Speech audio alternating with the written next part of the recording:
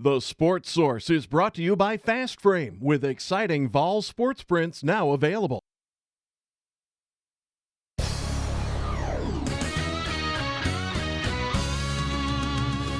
You are watching East Tennessee's first and only year-round sports talk show on television.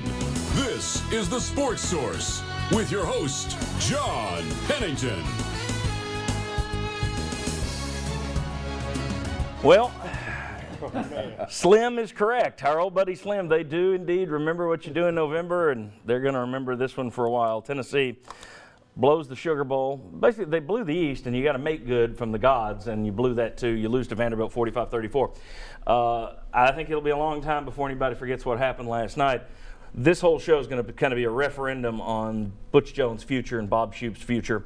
So we'll dive right in. First segment of our show. Thank you, Slim. Appreciate the help. First segment of our show brought to you by Tennova Healthcare, Tennova.com. It's No Shave November for a lot of guys who are trying to raise cancer awareness this month. I had cancer, had prostate cancer. I turned to Tennova to fight it. So did my father. We are both glad we went to Tennova. Their staff is second to none. Part of the battle is the support, love, care you get from the caregiver. And they really are caregivers at Tennova Healthcare. I can't say enough good things about them. All right, want to welcome in the first wave of panelists. There are 8 of us on the show today. As always, biggest cast this side of Ben-Hur. We got Bob Hodge right here. We got Will Overstreet, former Vol, VFL defensive end right there. We got Jimmy Himes, and we got VFL defensive lineman Daniel Hood right down there. Appreciate you guys being here. We asked last week if the season was a failure, and we said, let's check in next week. And, well, I think you'd have to say yes at this point. It's not 0-12. You can't act like nothing was accomplished, but you got to say this was a failure at this point. As I said earlier, UT blew the East. Then you get a do-over. You're handed a mulligan, which so rarely happens.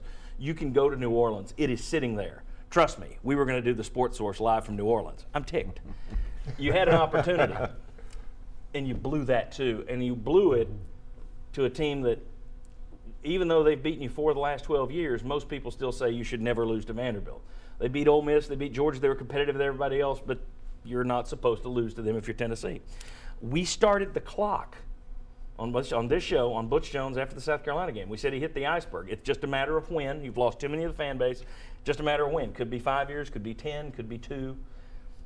Bob's South Carolina wasn't as bad as what happened last night. You speed up the clock. No, last night the clock sped up, and the problem with what happened last night is now, in my view, next season, because he's not on the hot seat. His seat is on fire.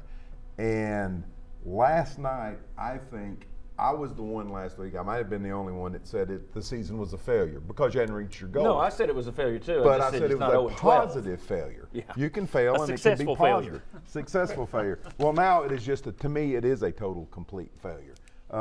Yeah, some good things happened, but no, this now makes this entire season a failure, in my opinion. Will Overstreet, we've talked about injuries this year, and it's fair. It's reality. People keep saying it's an excuse. Watch any NFL game, and you hear them talk about injuries. All I've heard all week is Florida's injuries. It's a reality. Injuries are a reality. To a point. Right. To a point. It's week 12. The guys who were in there is back. You had a lot of your starters back. Secondary, you had some guys back there in the secondary that were supposed to be better than they looked last night. Once you get to this point, you're playing, the backups who are still playing, they've played a while now. Right.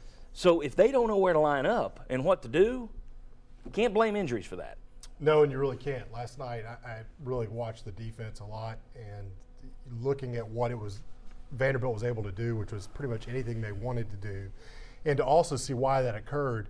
And, like we said, injuries one thing. Guys not being able to make plays, stay with guys is one thing, but when you have continued mistakes, especially in the run game, where guys are not knowing where they're supposed to be, and they're not even there. They're not even in the picture.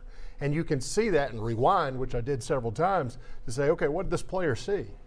And what he's seeing should have taken him exactly where he was supposed to be, but they're not doing it. So I don't, at this point, you have to look at it and go, is it the scheme? Is it they're not coaching them up? What is it? But there's some basic football things that are not happening. And here's the thing. These are the same assistant coach that were there last year, and it was nowhere near this bad. Nowhere near this bad. Nowhere near. Okay. Very bad this last couple of games. Jimmy, we said on our Thursday Fox show that this is probably going to be a close game. I think we all thought it'd be about 10 points lower than it wound up being. We said it's going to be a close game. And because of that, it's probably going to come down to turnovers, penalties, and kicking game. Well, turnovers and kicking game got you. This defense is so terrible.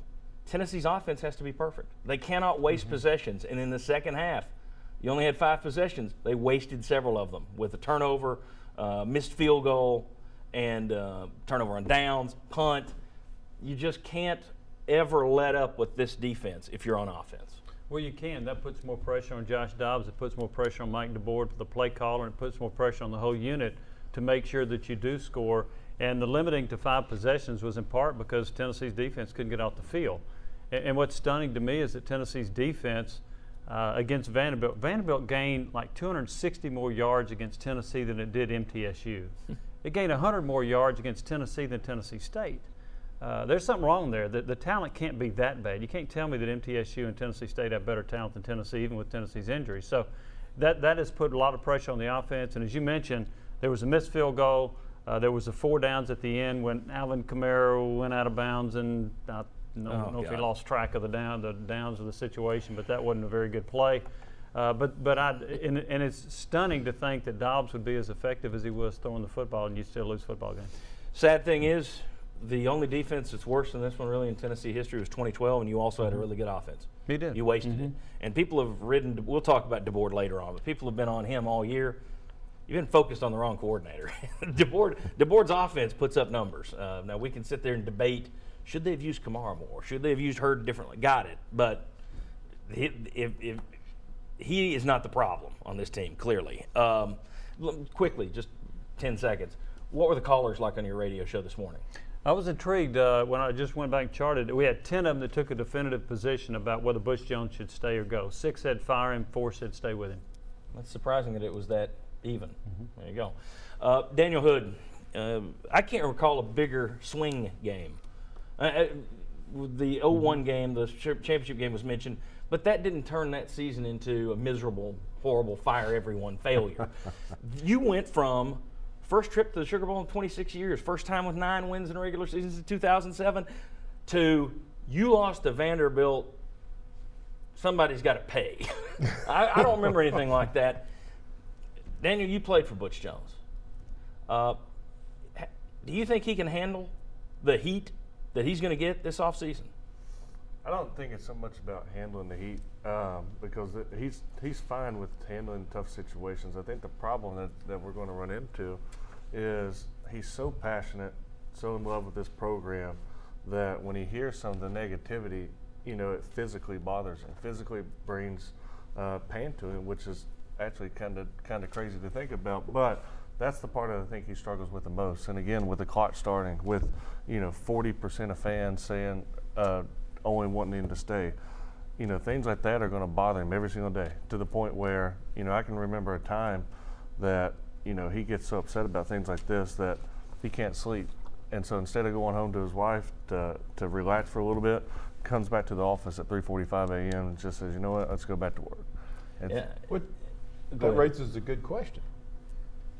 I mean, the passion and the drive, that's great, but can a coach function that way?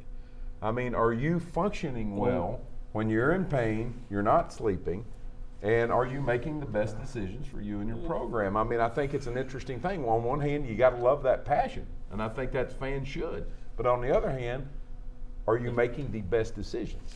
I think that's fair. I keep hearing, and that's interesting because you keep hearing people saying, "Well, he doesn't like the fans, he doesn't like the program, he doesn't respect the fans, the media." Well, one, he doesn't have to respect the media. I mean, we don't. Half the media don't respect him. There are people last week saying he should be physically assaulted on Periscope. I mean, he can say whatever he wants about me, or us. I mean, that's fair game. But when I hear them say he doesn't respect the fans, that doesn't sound like a guy who doesn't respect the fans and doesn't respect the program. I don't think his problem is not caring. I think his problem may be caring too much and maybe listening too much. But we'll get into whether or not he might leave on his own. That's coming up. This whole show is kind of Shoop and Jones. So we'll come back and we'll talk Shoop. Lord, he's in the same class with Sal Sinceri, and who would have thought that? Come on back on the Sports Source.